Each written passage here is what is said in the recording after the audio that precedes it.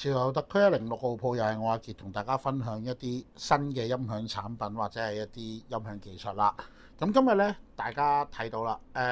我以前如果係以前咧，我會話係萬眾期待嘅。咁但係咧，近年其實市場係淡靜啲，咁我唔夠膽咁講啦。但係咧，呢部機咧，我夠膽講係一個傳奇嘅延續。嗱，點解咁講咧？如果我冇記錯啦，就應該係喺2020年嘅時候咧，曾經咧，我覺得一啲叫做入門啲嘅玩家咧，都可算係一個福音嘅。當年咧就有一部機叫做 AP80 Pro，咁咧今次咧佢續作嚟啦。咁而且咧，我好老實講，我自己覺得咧算得上驚喜滿滿嘅。咁我哋先睇下嗱，呢個係機背佢嘅內容。咁啊呢個盒啦都係呢個牌子，當年都係嗰個牌子啦。就係 HIDI ZS 啦，咁啊 DSD Playback 呢啲而家好基本啦，MQA 其實都而家都唔係好需求嘅。咁啊 LDAC 啦 Hi-Res Audio 啦，嗱留意到係兩個標誌㗎，點解咧？咁一陣間同大家講下啦。好，收翻埋呢個盒先，咁我哋直接入主題就講翻部機本身啦。呢部機啊！大家應該一眼就望落去睇到㗎啦。首先佢係 touch screen 啊 ，touch screen 點解咧？價錢話定俾大家聽都得㗎啦，1500以下。用嘅解碼係 CS9129C 兩粒。點解要提咁強調去提佢咧？咁其實我都講喺好之前幾段短片前我有提過，同呢個牌子有淵源。咁啊，我曾經有一部 PAR，我覺得都賣得幾好嘅，嗰部叫 AP200。咁我幾多 fans 啦，可以咁講，幾中意嘅。因為點解咧？佢嘅調音咧係有特色嘅。咁因為一聽到 ESS 咧，好多人就會以為咧應該係做聲場定位啦，玩細節向嘅。而 9129C 咧，其實係我覺得喺 ESS 裏邊咧，我會咁樣講啊，應該係似呢一個女獨嗰種風格嘅嗰種聲。咁同埋咧，加上係呢部機嘅調音啊。首先佢有高低增益嘅，即係佢係有增益嘅。雖然佢千零蚊細細部咁樣，唔係 Android 機，但係佢一樣可以連 WiFi，佢一樣會有一部分嘅串流選擇，其中可以有 Tidal 啦，係啦，咁亦都有呢個 QOBU Z 嘅呢一個，同埋網絡電台係可以用到嘅。咁啊，即係你只要你有部手機連個 WiFi，你中意聽電台嘅朋友咧，係可以喺呢部機度聽到啊！即係同埋提一提大家，數碼電台咧係真係清過模擬好多噶嚇。即係唔需要再話好堅持一定要用某一種技術嗰一啲咧，就唔需要嘅。好啦，電子書嗰啲我覺得就算啦，個 mon 咁細係咪先？唔好玩啦。咁其實佢係2.95寸 mon，480同埋640嘅一個 size。咁首先講一講啦，超級細，超級細。即係作為一部 PAR 嚟講，真係我覺得好似翻去我哋以前玩 MP3 嘅時代咁，好正好正。嗱，一個火機咁大嘅，嗱佢就係咁細個，非常之即係非常面攜啦，可以講。咁首先一講啦，頭先都講，你會見到有兩個啦，一個 Zip 火機，正常 Zip 火機就係呢個 size 啦，佢大概少少嘅啫。好，Type-C 充電口3.5、4.5、4全齊嚇。咁咧呢盞燈你播唔同嘅 file， 即係咩啊？無損24bit DSD， 佢都會着唔同嘅燈，話翻俾你聽，你聽緊啲乜嘅。咁咧，而且佢係有雙向藍牙功能，即係話一部咁細嘅機，梗係最好做埋可以做埋藍牙耳擴啦。咁佢係的而且確做到嘅。咁所以如果中意玩串流又想買部好少少個 PAR 嘅朋友咧，呢部係一部選擇嚟嘅。咁同埋我係實測過㗎，放心，我實測過㗎。因為大家都眾所周知啦，我平時都用開藍牙減碼耳擴㗎嘛。首先，因為呢部機嘅聲咧係令我有少少驚喜嘅。佢驚喜喺邊度咧？第一喺個力度上面。基本上咧，如果係佢自己本廠嘅耳機咧，我自己會咁評價嘅。我覺得撈經都搞得掂啦。咁但係咧，如果你話可能即係起碼一樣嘢啦，佢唔會係屬於嗰種即係近年好多 PAR 咧，可能我唔知啊，係選項性嘅問題定咩咧？佢哋都好多牌子嘅 PAR 咧都唔做太大力嘅。咁佢咧有撈經有 high 經，個 high 經個力度相對都唔差㗎，尤其是喺呢個價位裏邊。咁同埋佢夠就真啊！方便你即係喺唔同嘅場合啊，收喺暗袋啊，各方面都好啦。同埋個藍牙嘅穩定性咧係相對高㗎，亦都有 LDAC 嘅支援喎，即係 LDAC 嘅支援啦。咁所以咧喺無論喺音質上面嘅選項啦，定係呢一個便攜性嘅選項上面咧，佢係非常高嘅一個可換性。咁亦都係啦，Type-C除咗充電之外，亦都可以用嚟插住你嘅電腦啦，或者平板電腦啦，甚至乎係做一個解碼耳擴嘅。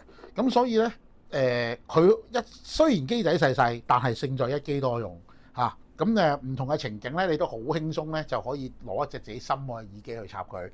咁當然啦，如果你話去到真係好過分嘅，喂，我要推大罩喎，家用級大罩得唔得啊？咁但係我都想提喎，近年其實好多唔係太過過分嘅家用級罩咧，其實嘅係相對易推咗㗎。咁所以咧，佢呢部機，例如我舉個例子啦，例如我要想推 ATH 嘅R30X 啊 R50X 咧，絕對冇問題嘅。咁或者係可能友商 FEEL 嘅一系列嘅耳機咧，即係例如FT1 啊、FT7 啊、FT13啊嗰類型咧，其實都 OK 嘅。咁當然啦，如果你個力度需求有翻咁上下嘅話，可以自己選擇翻4.4。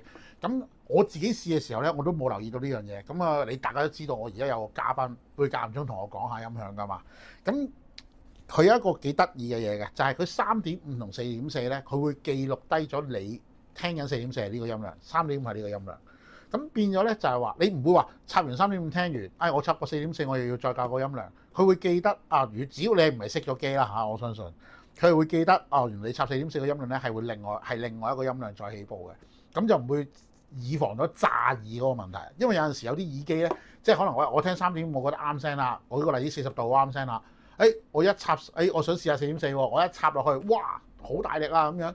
咁佢就呢一樣嘢咧，我覺得係細心嘅一個設定嚟嘅。咁同埋即係我覺得咁講咯，喺呢個價位嚟講，除咗冇 Android 呢一樣嘢之外，幾乎我揾唔到任何缺點嘅一部播放器啦。即係同埋尤其是個聲音質量上面，我覺得即係我始終係個 sales 啊，所以我講咧，我覺得說服力唔夠。咁不如我哋都係請我哋嘅朋友Raymond Tam 出嚟講一講呢部機，你點睇啊？我都係補充下嘅。咁其實同埋咧，啱啱阿傑講到話力度呢樣嘢咧，嗱，其實咧佢都仲有一樣嘢嘅，佢仲有拉勾嘅。有啊。佢有拉勾嘅。咁如果你真係唔夠力嘅，你駁部 M 咯。嚇。咁其實佢駁部 M 嘅，其實佢做個頭做 DAC 嗰部分，咁其實都唔差嘅。其實咁同埋咧，其實當年啦嗱，其實我而家睇翻啲資料咧，佢對上一部應該就係 AP80 Pro。佢仲有一部嘅叫做 AP80 Pro X。不過嗰部咧就應該食正2022年疫情嗰啲時間。咁所以咧個討論熱度咧就比 AP80 Pro Copper 版。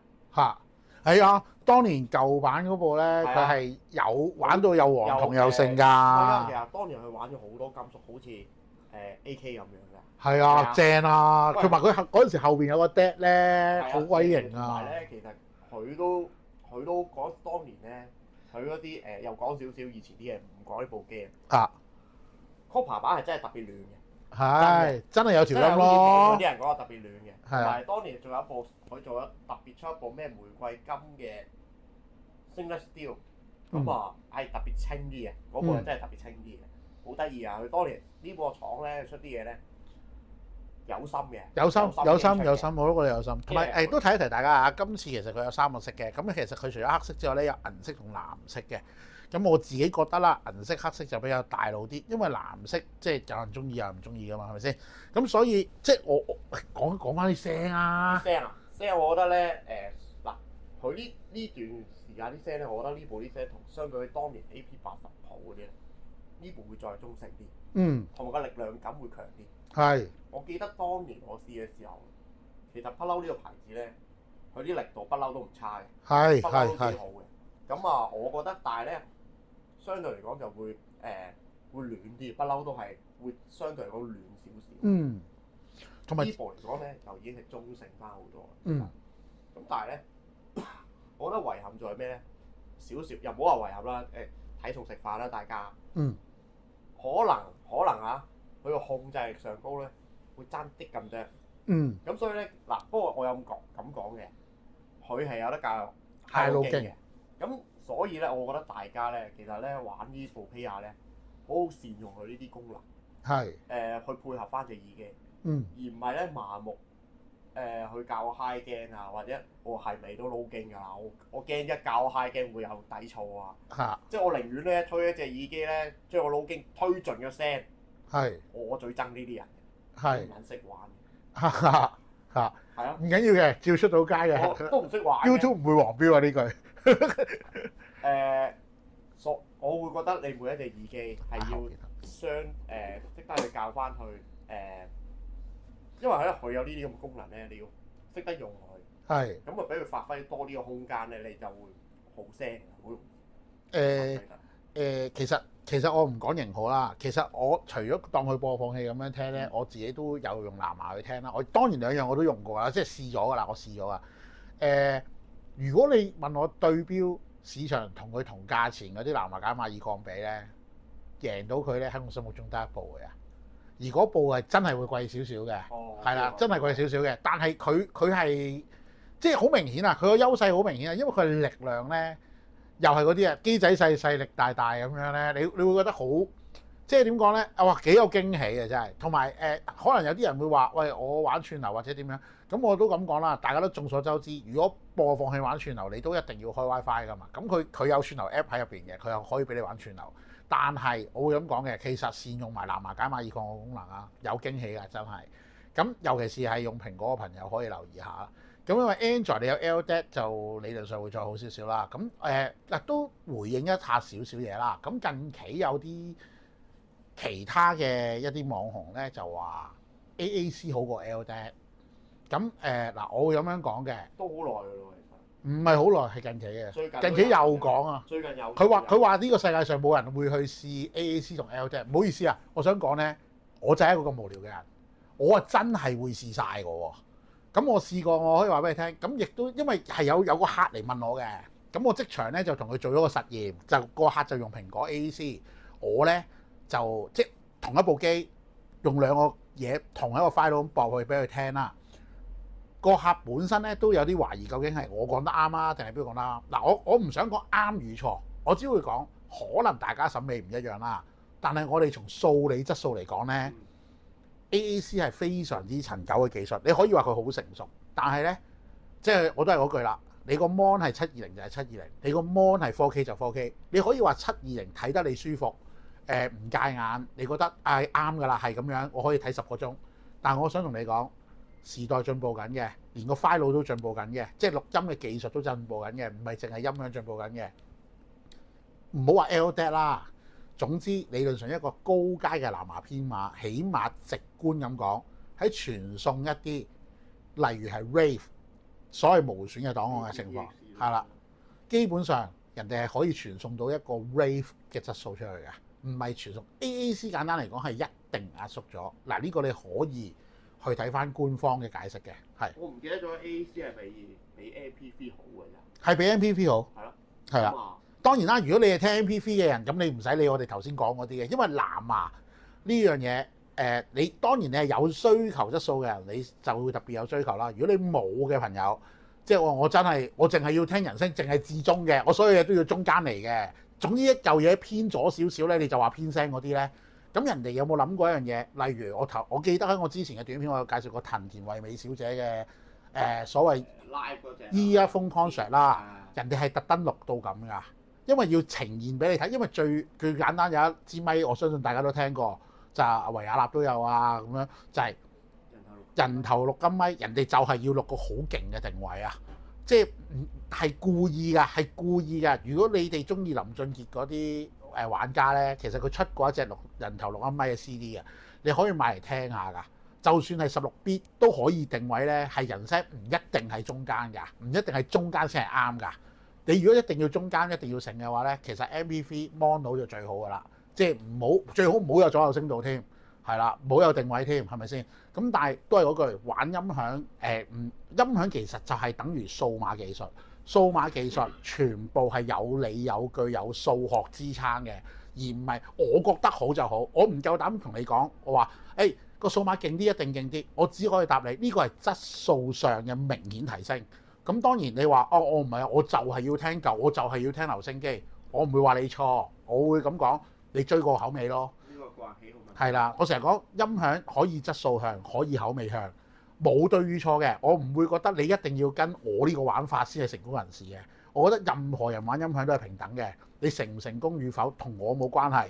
玩音響行翻條正路，想聽啲乜，自己中意聽啲乜，親身到鋪試係最好嘅。係啦，同埋講多少少啦，呢部機仲有除咗我覺得平均咗之外，力量感好咗，其實佢音場咧 studio 度啦，studio 音場，唔會話好闊嘅，但係當然啦，我成日都講句睇餸食飯，大家我會覺得咁，同埋咧 studio 嘅音場咧，佢又唔會顯得好局促嘅啲嘢，因為咧有陣時咧有啲機咧真係顯得係會比較局促翻少少，呢部機都唔會啊，鬆容啲，就算 studio 都比較鬆容，咁只不過你話弦樂啊嗰啲咁睇你點樣夾耳機啦，然後佢自己品牌都出咗啲耳機咧，同到呢隻耳機嘅夾聲都可以配合得好好噶啦，已經唔使咁複雜嘅。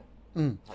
咁同埋 last 頭先我講嘅過程咧，冇講到個答案俾大家聽啊嘛，即係我俾咗個客佢自己親，因為嗰個客就好信另一位網紅啦咁樣，咁佢親身喺度試完之後咧，佢就同我講唔係喎，喂真係 LDAC 好過乜乜乜，咁我都同佢講，我話咁可能另一個網紅係中意聽單聲道咧，係咪先？冇問題嘅。係啦，冇問題啊！呢個個人選項嚟噶嘛，唔會話啱與錯㗎，我唔會話人錯㗎，係咪先？最緊要自己中意聽，係啦。咁今集同大家分享到呢度，多謝咁多位，拜拜。